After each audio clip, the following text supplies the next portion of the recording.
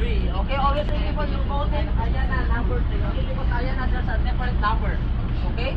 Ayan na, we have ayan na 1, ayan na 2, ayan na 3, ayan na 4, ayan na number 5. Okay, always remember your voting, especially the number 3. Okay? Okay, mami, this group is going to Tour B, right? Tour B. Oh my God. I'm just kidding. Okay, this group is going to Tour A, right? Everybody going to Tour A? Yeah. Okay, sounds good. Okay, Tour A, we have 5 different destinations today and we have 5 different activities, okay? First, we're going to the nearest one. Oh my God. That's the Sagit Commando base, okay? We have more than 15 minutes, okay? And our activity in Sagit Commando, you can go swimming, snorkeling, relaxing, and you can play volleyball.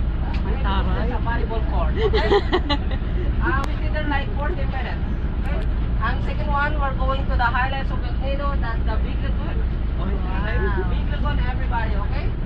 And I hope you're enjoying this for you. Activity in Big Lagoon is kayaking, but kayak is not included in your package. So it means you have to rent. If there's a two prices, there are two prices sa the kayak and the Big Lagoon. There is a normal kayak for 2 seaters is 300 pesos only.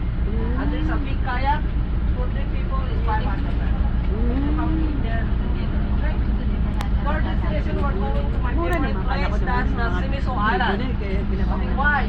Because we're having last year. That's why we're favorite place. Okay? Fourth, we're going to the snorkeling pad. I hope everybody have a snorkeling gear. You have? Okay, sounds good. And the last one, we're going to the Secret Lagoon. Okay, I hope everybody have shoes. Oh my God, no shoes? Okay, because in the outside part of Secret Lagoon is rocky and color rocky, and that's why we have to shoes. Okay? If you don't have a shoes, you can wear a slip